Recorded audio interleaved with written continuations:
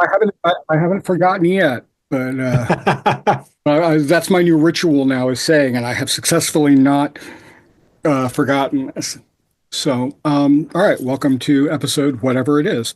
Um, I'm here with Steve Saunders, who I know from the internet, and I've decided that the best way to do this for me is because it's very easy for me to get musicians and artist people because I know them, but I also end up having real similar conversations because that's what I do. So I've made this decision that I'm going to start talking to people that do stuff I don't do, or at least like actively. We're going to be talking about the role playing game Warhammer, which I guess it doesn't really count as a role playing game. It does it. It's like a It's a thing. it's a role-playing game, video games. There are it's mainly a miniatures war game, there's also a role-playing game which I'm super into. But yeah, It's one of those things that the aesthetics of it I love. Like when I was a kid in I went to the UK and saw all the Games Workshop stuff. I loved the way it all looks. And I love the idea of the kind of expanding on the architecture of the Gothic architecture. But before I get too much into that, let me start with yeah. start back at the beginning of this. So the thing I always like to start with is what was the first thing that for you kept your attention and really kind of made you like want to deep dive it, for more than a week or so as a kid, because that's a pretty big amount of time, Well, for like that. for Warhammer. Well, no, just in general, like it could be anything. For a lot Oh, okay. of it was Tolkien. That seems to be a repeating thing. Okay, so I've always been a massive nerd since I was a little kid. And my mom and dad were very instrumental in me developing my taste in music and everything else. I'm an only child, so I was with my parents all the time. My dad was away a lot because he was in the Air Force, but we'd always listen to records. So the first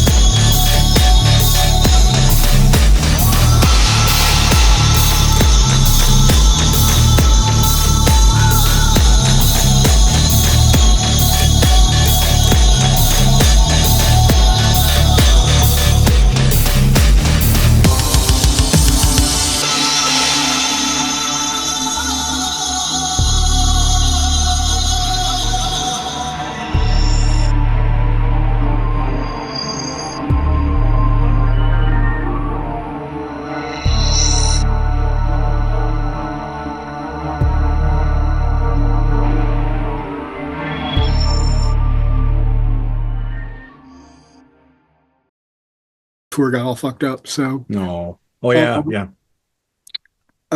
but yeah, so you are involved with the Warhammer community to a pretty strong degree, right? Like you've got your own podcast or something, or like a.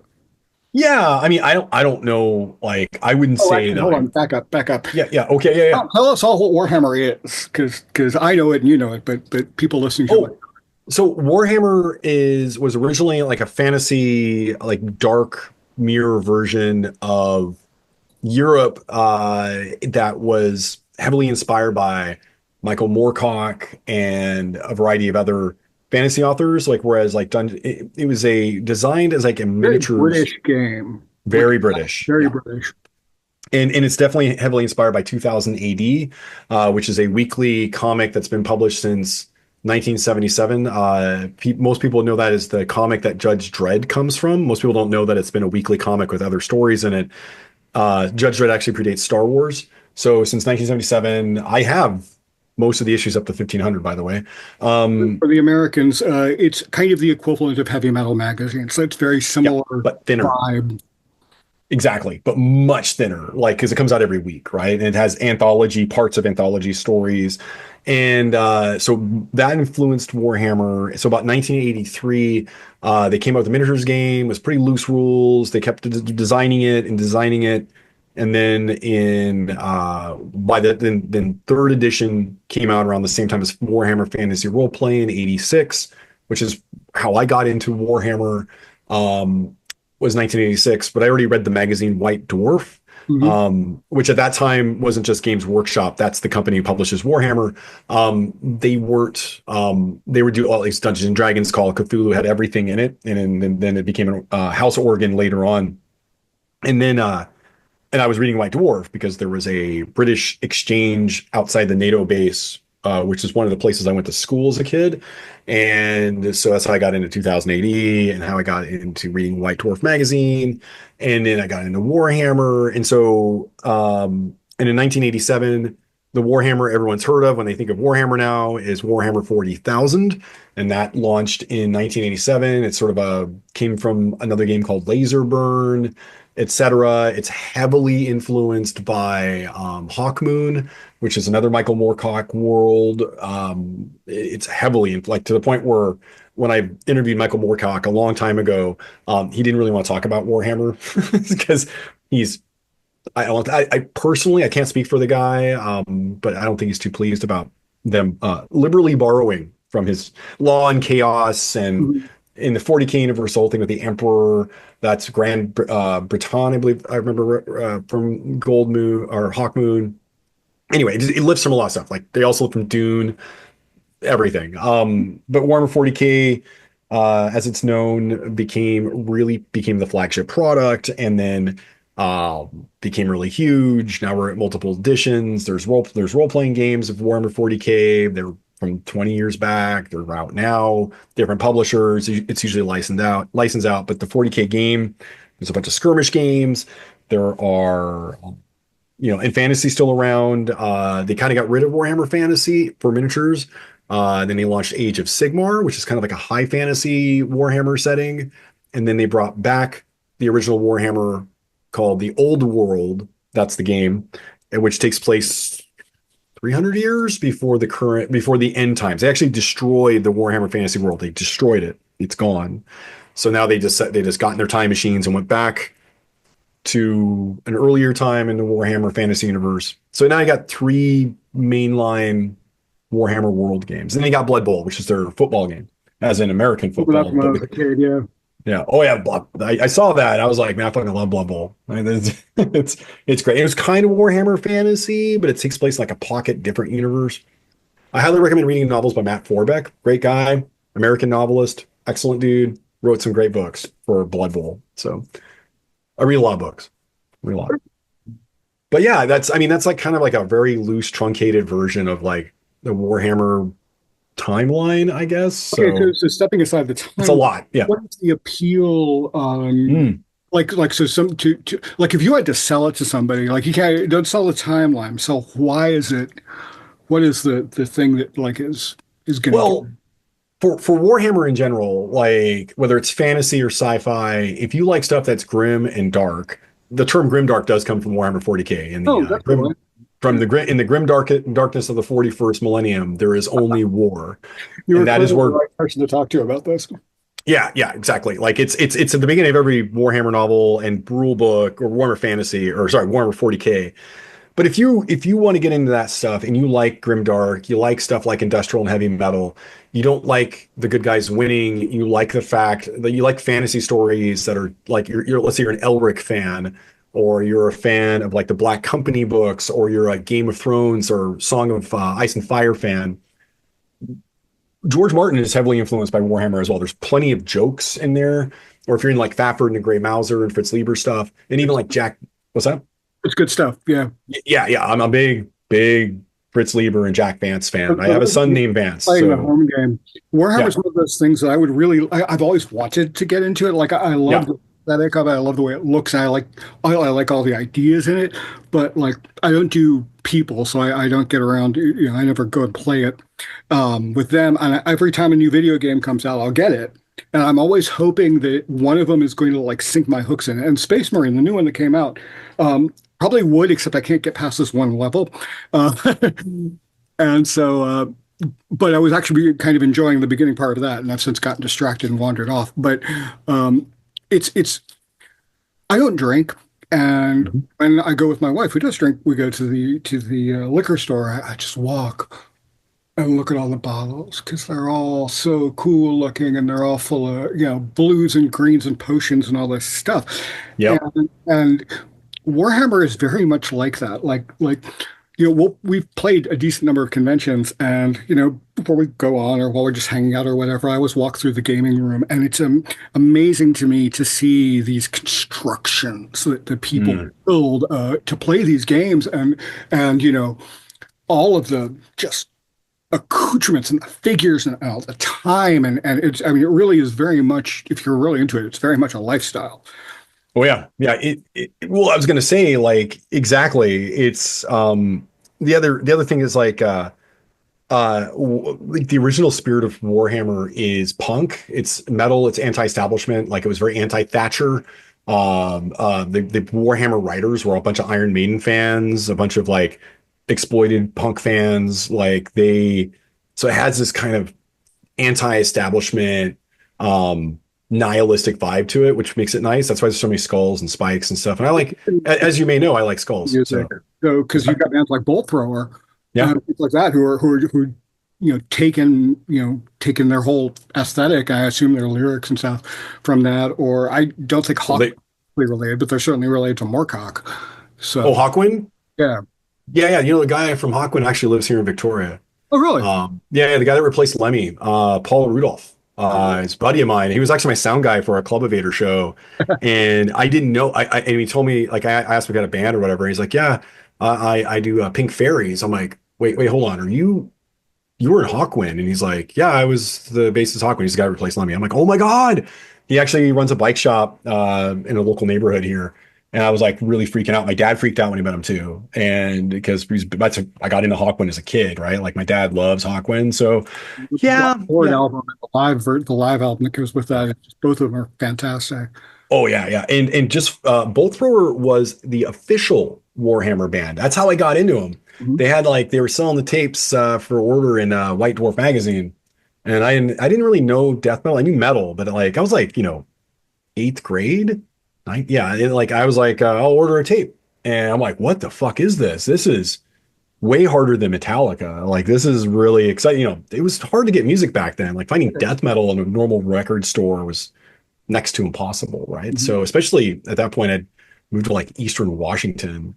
Right. So Yeah. I was like 15, yeah. So which is like no offense to anyone living in Eastern Washington, which is really was kind of back in the early 90s was the ass end of the universe. So Well, I mean, after you get past Coeur d'Alene, Coeur d'Alene, yeah. Yeah, it's yeah, whole lot of nothing.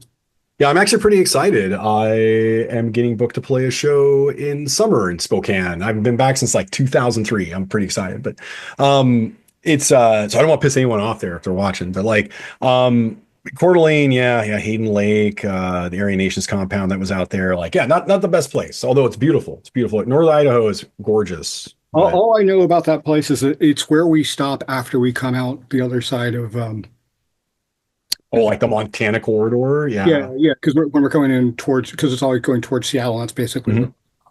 Yeah, Coeur d'Alene. Oof. But like, where was I? Like, so yeah, Bolt Thrower was the official Warhammer band, and or Games Workshop band for at least an album for the Realms of Chaos, which is why it uses the Warhammer 40K art on it. And re-releases don't have that art because they don't have the license for it anymore. But yeah, they're I that like Bolt Thrower, I love Bolt Thrower, and their name definitely comes from like the Siege engine, a Mhm. Bolt Thrower, right? So yeah, so that's the attitude of Warhammer and Warhammer 40K, which is like it's sort of like you got like orcs that are Cockney punks, you got like or soccer hooligans, hooligans, and you got like, Ponzi elves because they're ponces. They're effete snobs, so they're the upper class. Like there's all these fun jokes within Warhammer. It's not as jokey anymore, but they still do it sometimes. But it's a big company now. It's like $1 billion industry now. But um, so it was like it really appealed to me as a kid because it was I didn't like I liked the role playing game because I could play a rat catcher, I could play like a servant, I could play like a dung collector, like it's like this Renaissance Sure, you can do that. world.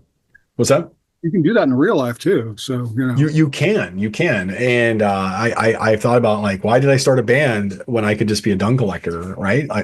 A gong farmer, which is where we get the term gong show from, by the way, because it's called gong. It's shit. So, and yeah, it was like the role playing game was more like Call of Cthulhu, mhm. right? Like everything was really really grim, and like the Skaven don't exist. There's no Ratmen, even though they totally exist because there's full armies of them marching around. But they had the role playing game had this attitude of like chaos was just everything like in people's basements. It was just and you could do things like oh, you killed some orcs, that's great. Did you have a license to kill those orcs? You can really mess with your players with this, and it had critical. It's very deadly. Is that a cat? That might have been a Oh, cat. your thing just fell. I think. What's that? Your I think my the thing. Yeah, it fell. Sorry, it little bit fell, chaos, and then my little bit cats got chaos freaked in your out. basement. What's that? Little bit No, chaos in the basement. could be the Ratman. I don't know. Like it's but I know Mothra and Azrael just freaked out. They're like, what the fuck was that? So um, but like yeah, it was really I just really enjoyed that kind of setting. You had the career system, so you're basically going on adventuring after your career, whatever it is done. So it's a variety, and it's deadly. Like you had to have fate points, which would kind of like reversed deadly events Mhm. because you died a lot. Like you would Yeah. just get your skull caved in if you're like one. It wasn't D&D. It wasn't D&D. Your body can only take so much damage before you started having your arms get lopped off and shit like that. And they even had diseases and insanities, and it was like if you had a guy in your party that had heroic idiocy as an insanity, you were fucked. Because heroic idiocy means that nothing scares them, nothing terrifies them. They don't take any more sort of like psychological damage, and they can take on anything. So a guy with heroic idiocy will take on like a dragon. By the way, in Warhammer, dragons can wipe out whole cities. Like they're very powerful. They make the Game of Thrones dragons look like rank amateurs. So you don't want to fuck with them. You don't want to encounter them. They're just best left to myth. And if you're sitting there and a guy has heroic idiocy, you're kind of screwed. You're gonna die. And that was it was pretty normal to have named characters in that game. You're eking out a living. You're so excited that you have 2 gold crowns to your name, or maybe 16 shillings. I like that low fantasy stuff. So it really appealed to me when I was like 10, 11 years old. So yeah. Commercial time. So for years, I have had people up my ass to do a tarot deck because a lot of the stuff that I do, I guess, reminded them of that. I've always been fascinated by the concept of apophenia, how you can use it. Apophenia is basically our brains are connection machines, right? And so we you put a bunch of objects on a table and you tell people, hey, this all means something, our brains will start going, oh yeah, of course it does, and put it all together. So once a friend of mine said, hey, you can sell those boutique tarot decks for like $60 a pop. I was like, hey, let's me do something like that. So I did a Kickstarter for it and was able to fund it. And so thus the Apophenia Tarot deck was born. Is this your card? And I'm very clear with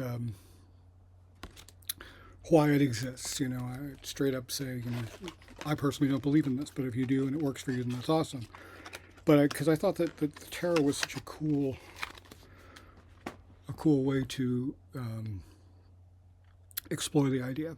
That was a great example of it, and that's always available through our personal store, which is egolikeness.bigcartel.com. So you can get copies of that there. We have copies when we have shows. So yeah, check it out if you can, if you're into tarot, or just you want 88 pieces of small art. So how does it manifest for you now? And how is it, it's always interesting how those things can eke into your real world and the rest of the way that your life works. Well, I do love adding references in my music. I have like a Skull Cultist track called Thirster that just directly samples Bloodthirsters and Drukhari or Dark Eldar. They're the evil BDSM space elves of Warhammer 40K. I think Hellraiser elves in space, and who need to torture people to save their souls. They're one of my youngest son's favorite armies, which should be concerning, I guess. Like I have a chainsword on stage. Like I have one of my buddies, Charlie, sent it to me for my birthday, and I'm like, oh my god, I have a chainsword. Like he's on stage. So, and I often wear like an Adeptus Mechanicus logo, and people just go, oh, that's a really cool industrial skull. And except for the nerds, and they'll go, that's AdMech. Like that guy, And I like doing that. I don't officially represent Warhammer in any way, so please don't sue me. But I like putting it into ideas from Warhammer into my writings. Like I like writing, so I do that, and like music. And it also, I have kids; they're adults now, and they play. Obviously, they're super nerds. One's named after Jack Vance, and the other one, which is kind of unfortunate now, having a name like Vance, and the other one is named for like their mom liked dragons and Drake, right? So also tough year for him. And Drake's, his initial, he's DM Saunders, right? So this is all by design because I'm a real big fucking nerd. So they have nerd names without being too nerdy, like, you know what I mean? Like no one will know unless they're a giant nerd. I was just talking to my buddy Nathan. My birth name from my father, who is Mexican, is Mando Domingo Ramos, and Nice. changed it when my mom got remarried. And had I known the Mandalorian would have been a thing, Oh, Mondo, yeah. being named Mando, Mando, would be pretty cool. But at 6, I couldn't anticipate that. Dude, yeah, I want to call you Mando now. Wow, that's a great name. Yeah, I know it's Badass name. yeah, it does sound much better. I'm not even related to the Archers. Like, it's my stepdad's name. I just like at this point. It's Archer's. It's a good name. It's a very white guy name, but it's a solid name. And it's funny because we talked about this when Donna and I got married, because her last name is Lynch, and we were like, well, should we like hyphenate it or something? It's like, yeah, well, first we're going to hang you, then we're going to shoot you. You're gonna shoot you, Archer. I love it. Yeah.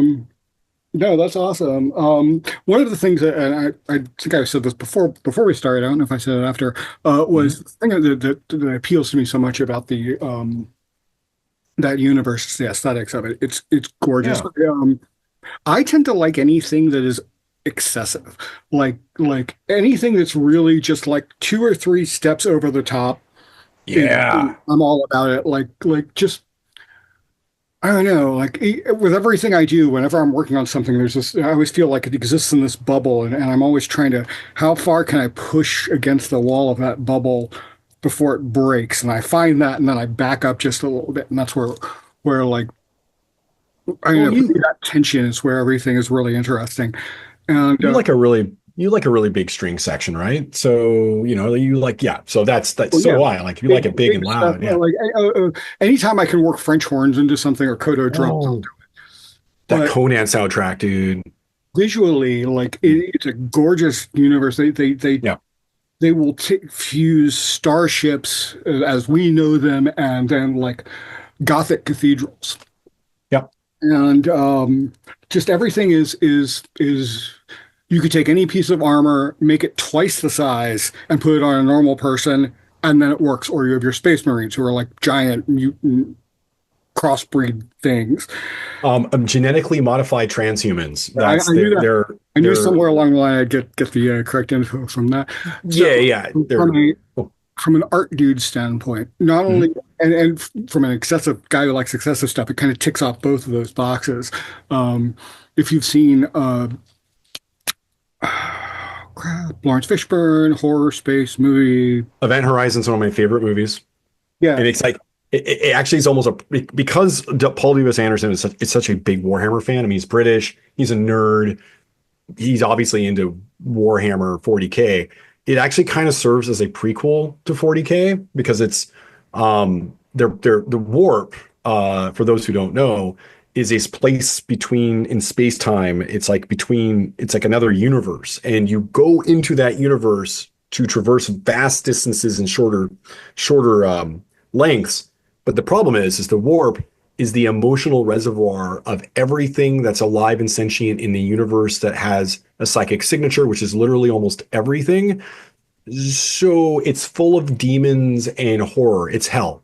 They go through hell to go there. So weirdly, in Event Horizon, that's exactly what their drive does, their gravity drive, and that's exactly what it's like, where we're going, we don't need eyes to see, like, because they go into hell, man.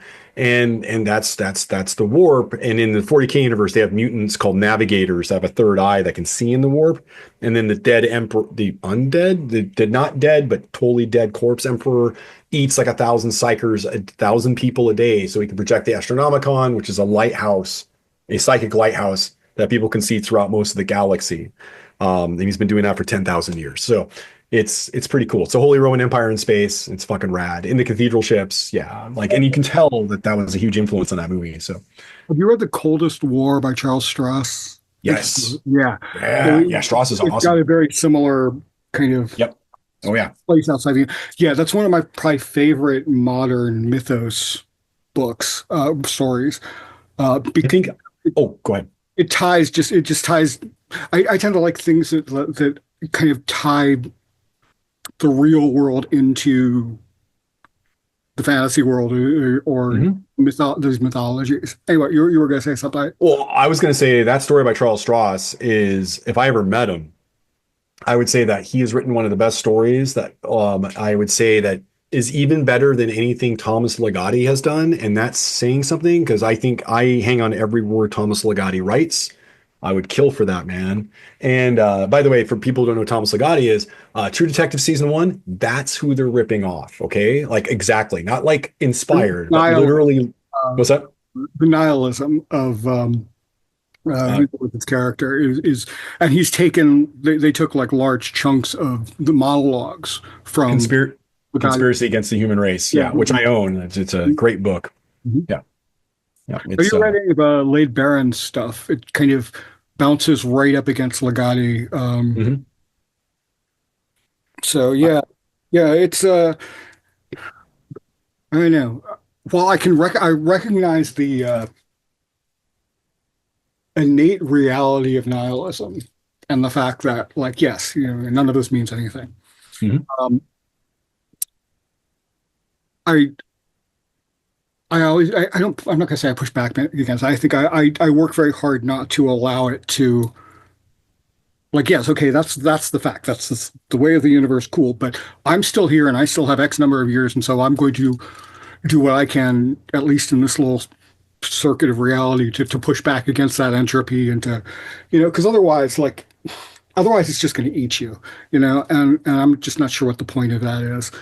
Well, So well, I know exactly how you feel. You gotta rage against the dying of the light because that's all you can do. There's there is no meaning in anything. Like seriously, like I think that's an objective fact, except for the value that you assign. You can be like, I like to call myself a Zen nihilist, meaning like I accept it. I'm totally cool with it, but it doesn't mean. And yeah, I did apologize to my kids for giving them they're going to die one day, and that realization, that's the entire point of the conspiracy against the human race by Thomas Ligotti. It's not some edge lord 14-year-old writing a bunch of stuff. He's talking about like when you have children, you are condemning them to death. Right. So it's like, but still, what Condemning else? life on a planet that is falling apart, that we're destroying. So that's another Yeah. one that's kind of like Yeah.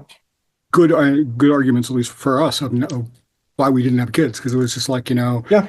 things are just going to get progressively worse. And so like, Well, that's why like coming to reconciling that with myself was difficult. But how I justify it and how my kids also interpret it, and including my stepchildren, they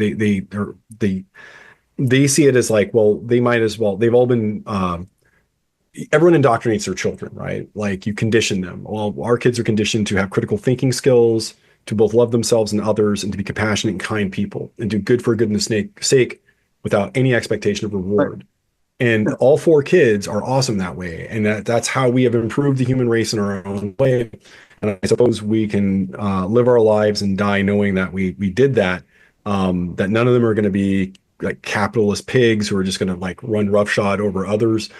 Maybe they will one day, and then hopefully I'm not around to see that. But with kids, you do the best you can do, and it sounds like you put out with are you aware of something called terror management theory? Terror management theory. Look it up when you get a chance. It's just another form of nihilism, sort of, but it's kind of basically the entire point is saying it's kind of, rather maybe it's kind of an inroad to that, or another way of looking at it, which is basically just like it's terrifying to be mortal. You're going to die, and that sucks. And there are other people around you, and they know that too, and we're all terrified of that fact. And right, so it's that thing when you're lying in bed every night and the universe opens up, and you're just like, well, then there's no me, And so it's basically just a full, not even really a philosophy, but it's similar enough. It's just like accept it and recognize it's a reality and within everybody, and we all have to deal with it. So, and it's just interesting. Well, it sounds like something I can get into. Yeah. Look it up, terror management theory. It sounds like I always tell people like you got to do your Hegels. Like it's like Kegels, but it's Hegels, like as in the philosopher Hegel, right? So if you're a nihilist, you better read a lot of Hegel and just read that and go, oh, okay, cool. This gives me a nice template, so you can manage that existential terror that you live with every second of your life. You can people like that like can really like he had a lot of really good things to say, or read some Ursula K. Le Guin, and take that to heart. Yeah, good. It's fine. She's amazing. And then Canadian author Atwood, right? Like Margaret Atwood's amazing, and because she writes some real bleak shit, but she always puts in stuff that gives you hope. And hope is not just a 4-letter word, though I like to say it is, because all hope is technically lost eventually. Baby steps, man. You just keep those dopamine going. Yeah. Right now, for many of us in the United States, we're all kind of feeling this very existential crisis going on, and I just the other day actually I put a record out, and when I was Really working on writing the lyrics for it, like normally I try and really balance out kind of like talking about reality versus, and but with this one it's like I couldn't find anything in it to be positive about, so it ended up being really, really grim and parts of it, and I decided to be unapologetic about that because I was just like, sometimes you don't. Sometimes you can't, because like if I was being that way, like trying to be more positive, I'd be lying, So I think that ultimately it's just about being honest and being, so I didn't mean to go off on that tangent about myself. That's all right. But just thinking about how you do find those ways, even if it is just kind of not getting into it, but recognizing it and talking about those that fear and that dark. Yeah, I guess that actually goes right back nicely to Warhammer because there is very little positive. It kind of is like the Warhammer universe to me seems like from the outside like the entire thing is just a giant machine of processing life. Hmm. Everything in it is just a variation of a like it doesn't move forward really. It just keeps going.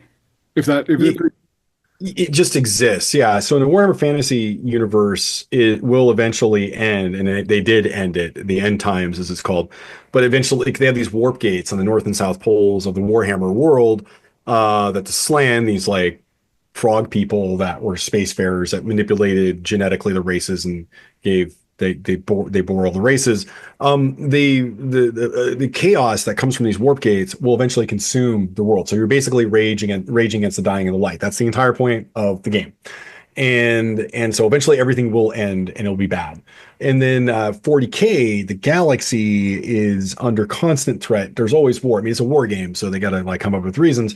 But like, not only is the Imperium a corrupt fascistic regime, but they're the only thing, these brutal maniacs who are stuck, who can't even figure out how their own machines work for thousands of years. This decaying empire that's galaxy spanning. They are the only thing that can protect you against a bunch of space bugs that want to eat your face, and all they want to do is consume biomass until it's all gone to go to the next galaxy and do the same thing to it. And then you have space elves who are all pretty much dead, except for relatively few of them flying around in giant craft worlds. And they're a bunch of effete snobs, so they don't really care that much. But they can't die without their spirit stones, or their soul stones. If they do, then Slaanesh, the god that they created, the goddess of vice and sex and all this other and excess, this creature they created themselves with their own like massive amounts of millions person orgies or whatever they did, created Slaanesh, and then it will eat their soul when they die, unless they can put them in these spirit stones. So they got those guys, and you got like space dwarves, those are the squats, or leagues of Votann as they're called now. You got like, they're okay. And then you got the Tau, who are kind of like space commies, but actually run by a corrupt caste called the Ethereals. They're kind of mind controlled, the Tau. So everything is dark and grim, even the Tau. Then you got orcs, of course, they're a fungi, right? So spores grow orcs, and then orcs are everywhere. They're even between the galaxies. Like the only noise they have found between the galaxies in the Warhammer 40K universe are orc noises. And so they're everywhere. And then you got like, chaos, which will consume the galaxy eventually, right? So it's crazy. Like to live in that world. Like people are like, oh, I want to live in the 40K world. I would really think they should get stuck in a padded room because that's fucking nuts, man. It's just not good. Nothing's good. Because if you are living in an idyllic world somewhere, if you're lucky, like really lucky, that world will eventually get hit. And it could be your very own people. The Imperium of Man shows up. They're like, hey, how's it going? You want to worship our dead corpse emperor? Let's go. And then they're like, no, I don't think so. And then you get annihilated by space marines. So it's and that seems to be like that, and that seems to be like the core of the a lot of the stuff that I run into because it's almost all like whenever I try to play the games or whatever because it's always there's that underlying religious yeah. current, and it's always this Oh, God. fun fact. The Imperium of Man was founded by an atheist.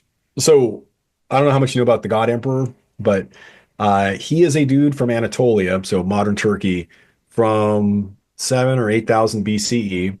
Bunch of shaman sacrifice themselves to give birth to this prodigy child. So the emperor is a perpetual. And there are several other perpetuals in the setting.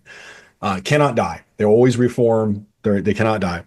And so he's been involved in a few events throughout the millennia, always in the shadows, and then eventually a bunch of warp storms cut off Earth, the birth of Slaanesh, etc. They cut off Earth from Terra from everything else in the galaxy. The Earth devolves from the Dark Age of technology, which is actually a highly enlightened age. They have a war with the AI. Very Dune. But anyway, the Earth is just a bunch of warring factions. The Emperor succeeds in unifying them. Those are the unification wars. And then the Emperor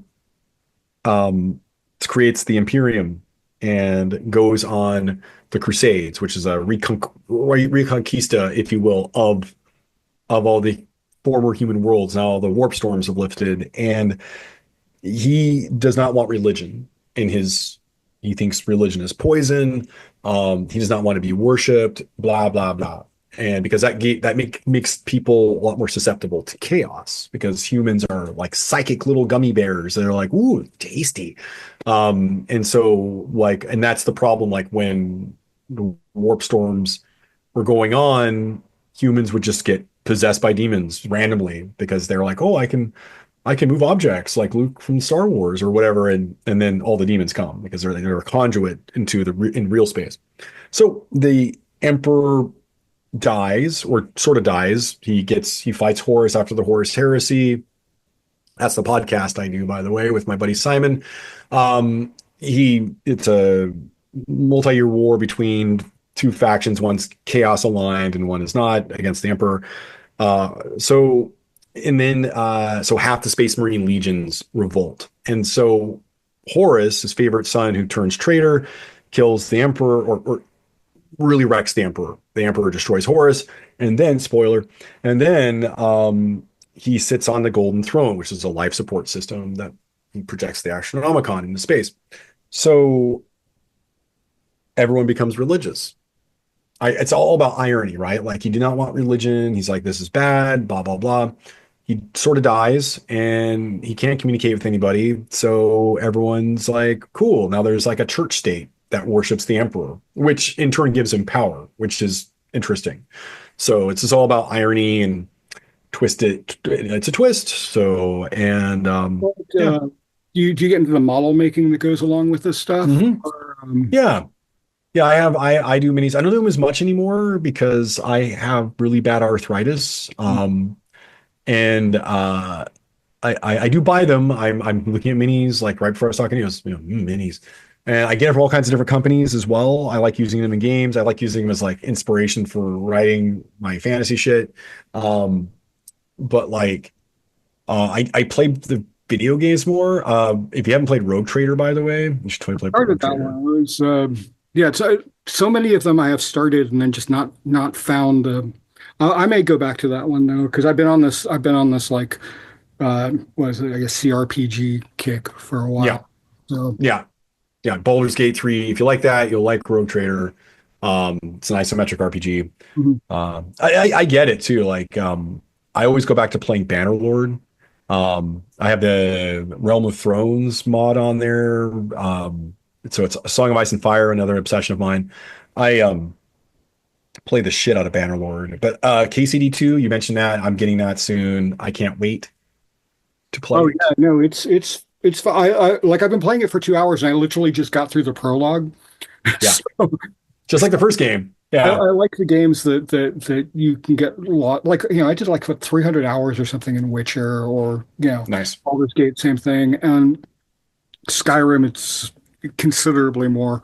But it's always exciting for me when I can find something because like you know ADHD brain, it doesn't turn off. So Mm. all I do is work. And so when I can stop and play a game, find something that has enough of a hook to it that Mhm. makes me want to stop, it's always a good thing because it gives me a chance to intentionally get away from working.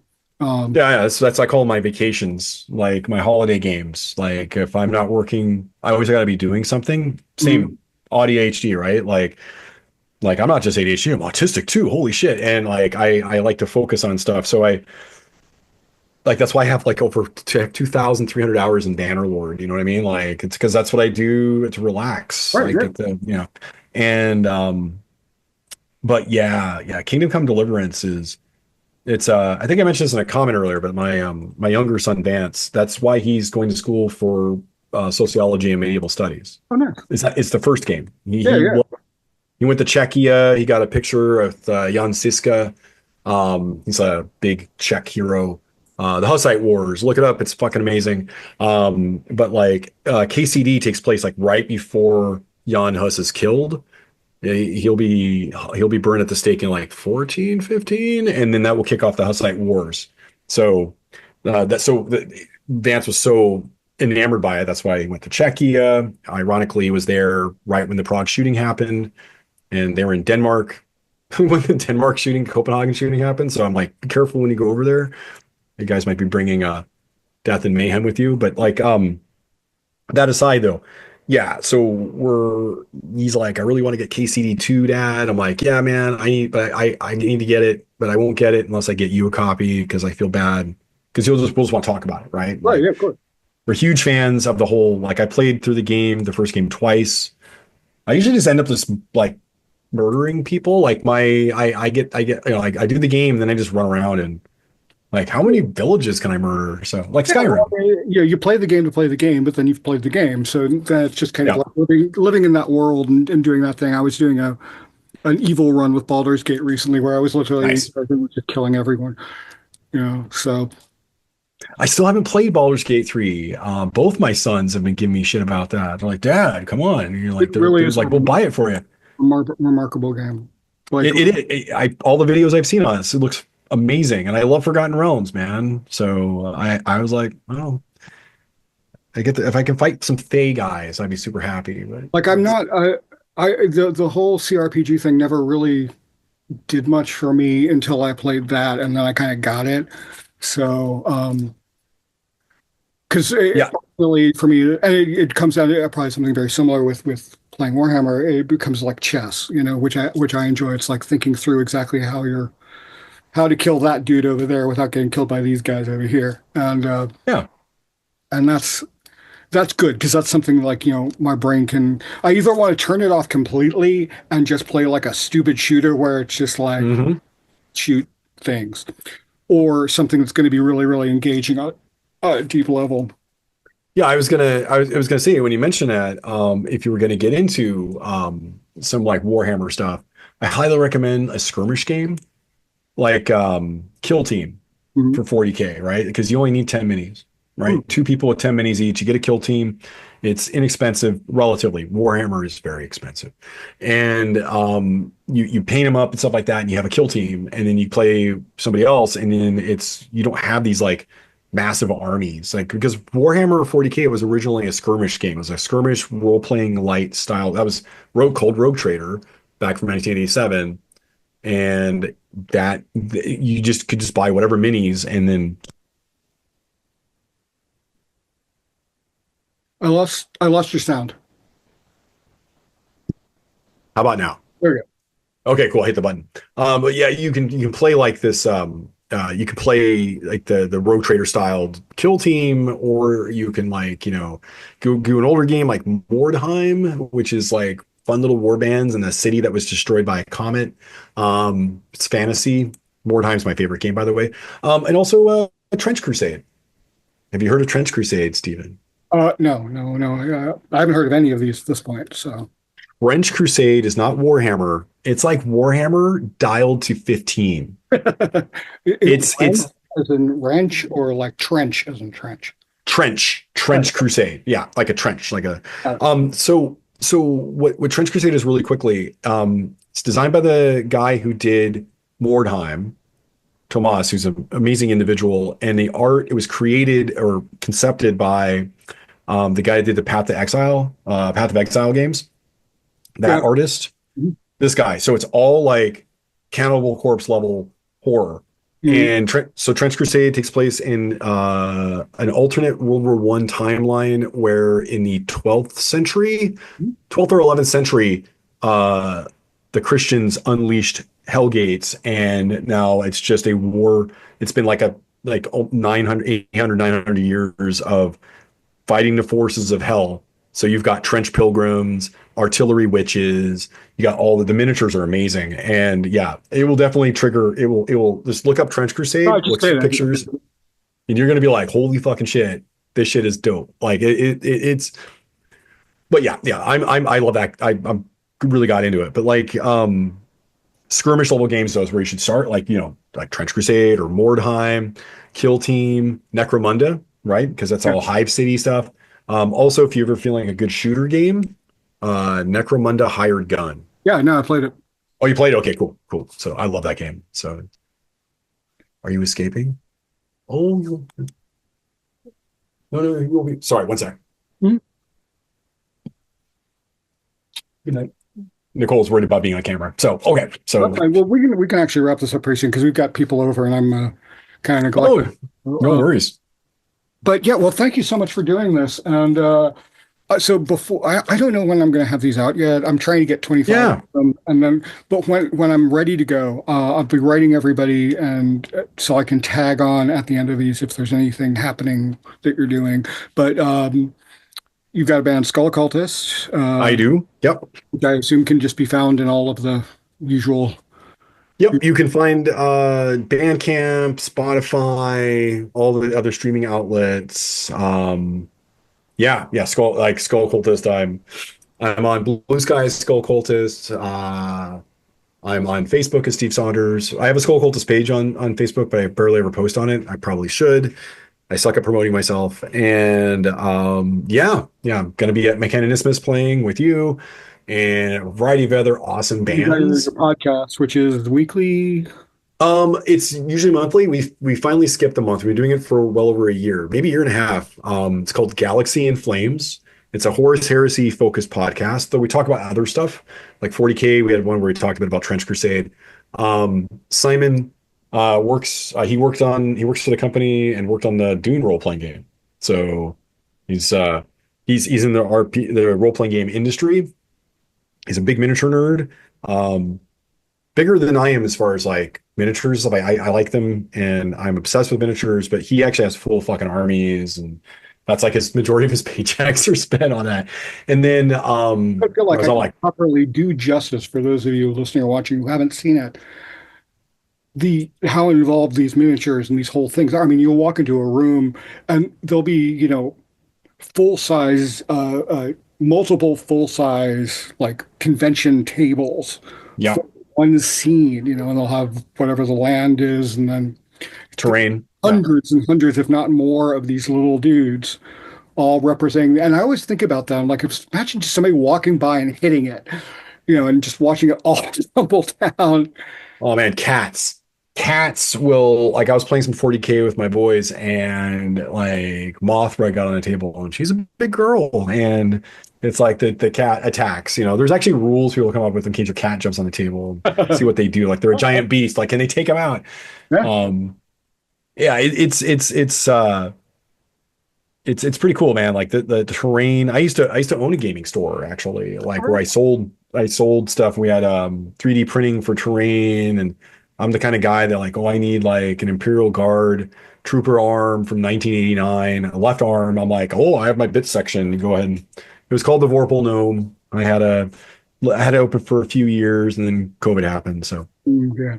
but like, and then I got into film, like you do, and then.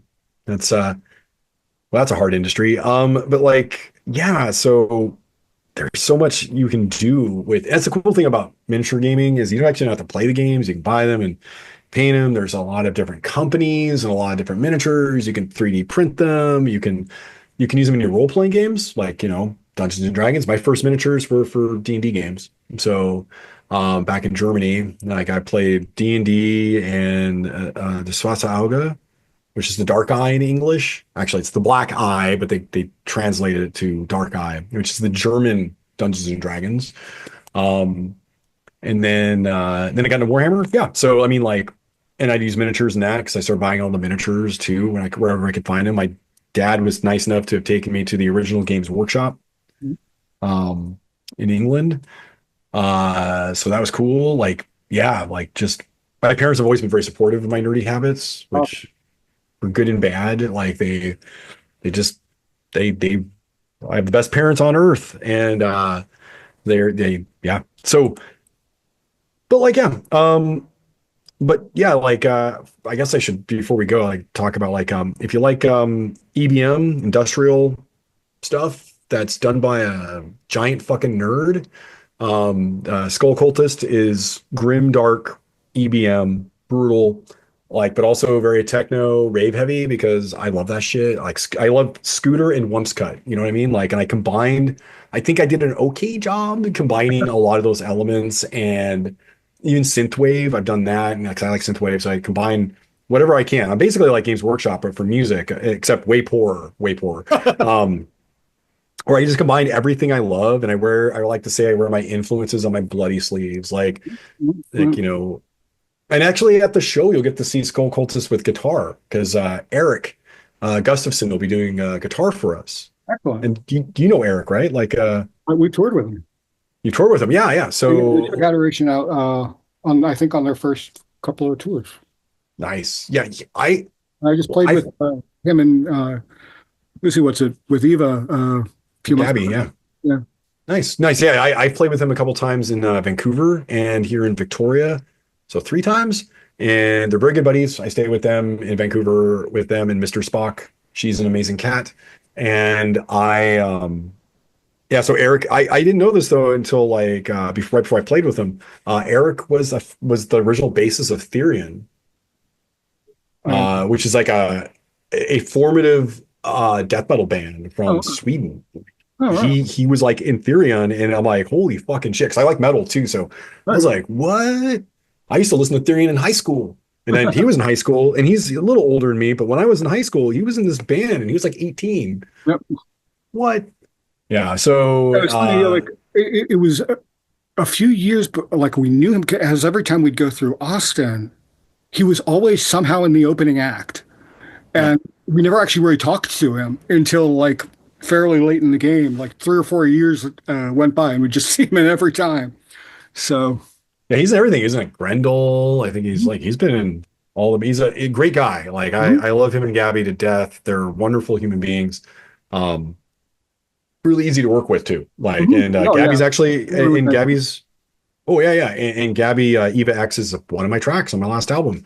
I do have a new album coming out soon. I just keep delaying it because, I shouldn't say it's because I decided to play Bannerlord because there was an update on the mod. But Crushing Invocations should be out soon. It's crushing.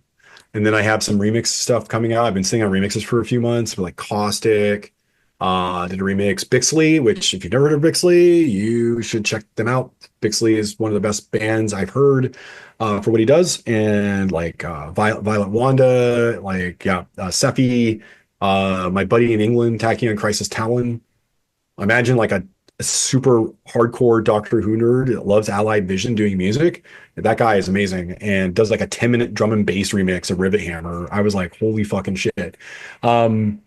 A lot of great people like that contributed to remix. Beta Virus is awesome. It's Scott. And yeah, so got that stuff coming out, and then I got some more stuff to work on, you know how it goes, right? I don't know about you, but I always have these plans. Like I got Groveling Worship Machine to work on.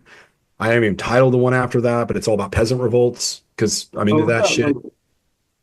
I've got two more full lengths that are just being mixed right now. An EP I haven't sent off for mixing yet. I'm working on a new full length for Christ Knife, and I've got three records because the new Stoneburner is off with Chris Verena. So That's fucking rad. So is Chris Vrenna, is he producing it? Or what is um, he? he yeah, he's mixing it, and then I basically was just like, if you hear a better way to do something or something that makes sense, you know, Nice. go for it, and we'll just see how it plays out. He's such a nice guy. I've That's had the opportunity to meet him before. it's very cool with my interactions with him. So Yeah, and I assume Mark's going to be doing some of the mastering on any of this stuff, or yeah, he so I've got let's see. The thing that just came out, which the solo Stephen Archer record, which he did. He basically what I do is I send him my stems, and then he just goes through and fixes anything I screw up, and then masters it. nice, The concept record is being mixed by my buddy Kevin down in Nashville. I think he's probably going to master it.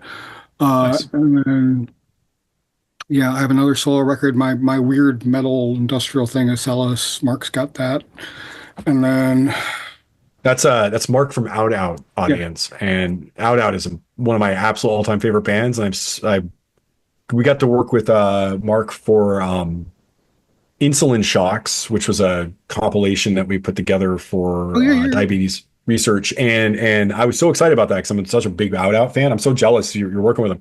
And then he also did one of the because it was a 2-volume Guts and Glory for queer and trans rights. It went to different the money went to different outfits, and it was like him and Colin from Slider, who will be. I tapped him to master. I have never had anyone master my Skull Cultist stuff yet. So I do it myself, and Colin has been and Mark were both very helpful and giving me tips on mastering. Like but I'm just like, okay, I'm just gonna pro level up now and pay Colin to master. I don't trust myself with mastering. I just don't trust. Yeah. I would rather I want to give it to somebody who's got a treated room, and yeah, just that's what they do. And more importantly, they're not me, So like exactly, they're going to be more objective than I am, and just because I'll get bored halfway through doing it, and then like the first part of it might sound great, and then like three or four songs, just quality will start to go down. So yeah, I feel like it's like editing with words, right? Like you like I've done a lot of pro editing, and I'm like, wow, I need someone to edit my shit. Like it's sort of like when you have people hiring people to help mix or people for mastering, right? Like it's like you need those extra ears, pros on it. And so it can also sound the same on all the different systems, right? Like like everything from headphones to car. An 8-track, whatever. Those VSX headphones that I got, the ones that have the virtual studios, they changed everything for me. They're fantastic. Like I'll mix them just without any processing on it, get it ballpark, turn the studio on, spend maybe an hour just going through and tweaking levels, and by the time I'm done, it's like it just sounds absolutely solid. Like it's really good. That's VSX. I'm actually looking at getting new headphones finally. I was looking at really these. Good. The cans themselves are really solid, but yeah, and the basic set is like $300. Yeah, it's not bad. No, I'm considering you're going to buy what the standard the kind that everybody uses that Mark told me about. They're like $110. So like like the Sennheiser 280 HDs. I have a pair on my head right now, which I've had for years. They're really good. They're very flat, which is what you want for mixing. At least I feel so. And I was looking at these what are they called? It's not Ars Technica. I was looking at like a set that's pretty solid, but 300 for a pair of phones is actually really good for a pair of right. And then with the software that goes with it, like it's really remarkable. Like, and I had this one moment where I mixed it without any of the processing on, switched it over to the processed version, and it still sounded the same. And I was like, just like more roomy. And I was like, okay, so that means I actually got the initial mix right, kind of without having to worry about that. Because, well, for those of you who don't know, like if you mix something in headphones, it's really generally a bad idea. Very bad idea. You're not doing the acoustics and everything else, but and these things pretend to be very, very expensive recording studios, and they do a very, very good job of it. It's nice. There's places that living in the future is really solid.